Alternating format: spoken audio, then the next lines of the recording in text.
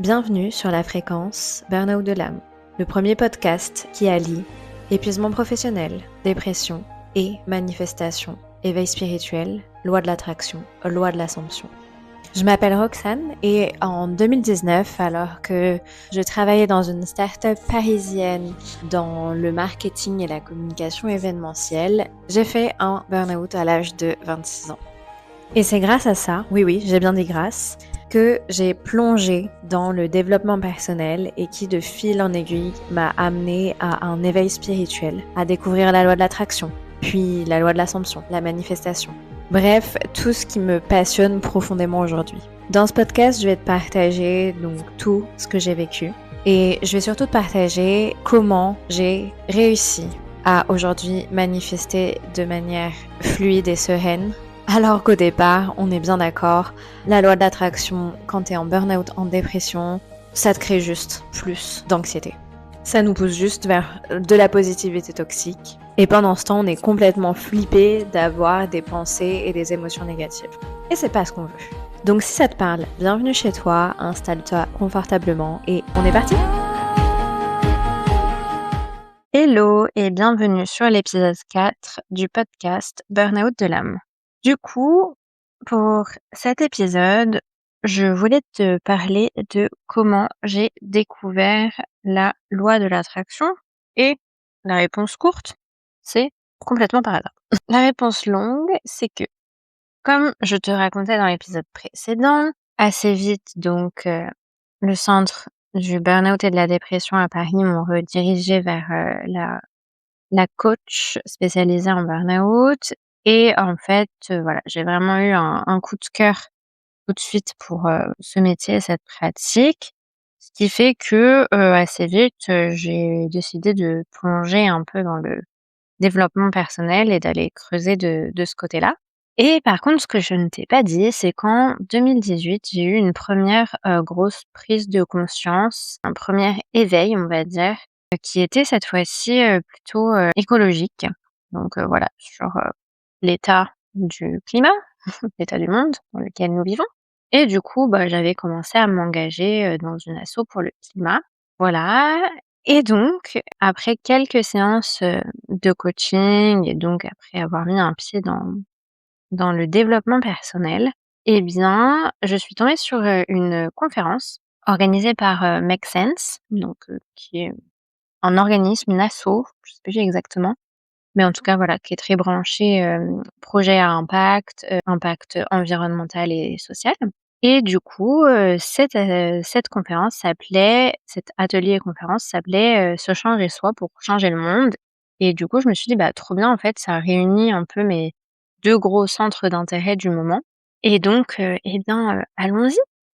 Je me suis donc, inscrite à cet, atelier et en fait, pendant l'atelier, on a plutôt, travaillé, nos croyances limitantes. Enfin voilà, on a identifié les croyances limitantes, on les a travaillées et cetera pour les transformer. Mais à la fin de l'atelier, il y a un des participants, qui, a parlé de la loi de l'attraction et donc personnellement, je ne connaissais absolument pas.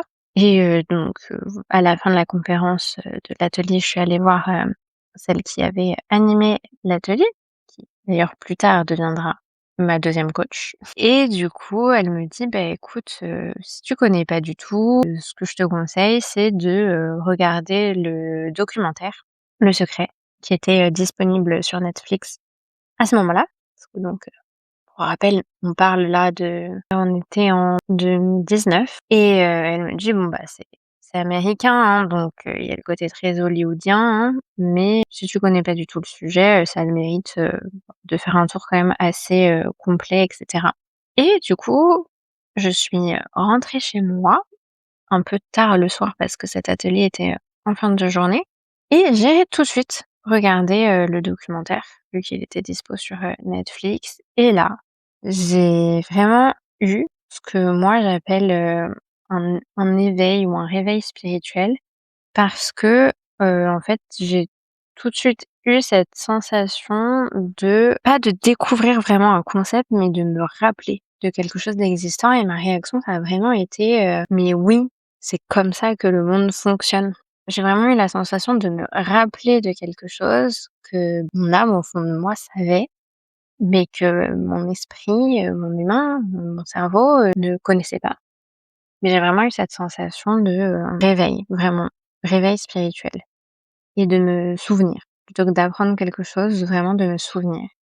Et d'ailleurs, je sais pas toi, mais moi, une des premières choses à laquelle j'ai pensé, c'est: «Oh mais mon Dieu, mais du coup, ça veut dire qu'on peut manifester le loto?» Voilà. Dis-moi en commentaire si toi aussi, c'est un des premiers trucs auxquels tu as pensé. En tout cas, vraiment cette sensation de se dire: «Bon, bah, je ne serai, plus jamais seule», parce qu'en fait, je co-crée avec l'univers à chaque instant et l'univers veut le meilleur pour moi. Et du coup, enfin, peut-être relié à cette enfin, à cette idée de se dire, «Je peux manifester le loto si je veux», mais j'ai eu vraiment une sensation, d'euphorie en découvrant tout ça, en me rappelant de tout ça. Et en même temps, il y a eu un peu ce côté, euphorie et puis rechute parce que je me suis dit: «Oh mais mon Dieu, mais je suis en burn-out là, il y a rien qui va dans ma vie. Je suis célibataire, j'ai pas d'enfant, bientôt j'aurai plus de boulot et je ne sais pas ce que je vais faire de ma vie». Donc voilà. J'ai eu une phase d'euphorie suivie d'une rechute, beaucoup plus, dans le bad, dans les énergies basses et cetera.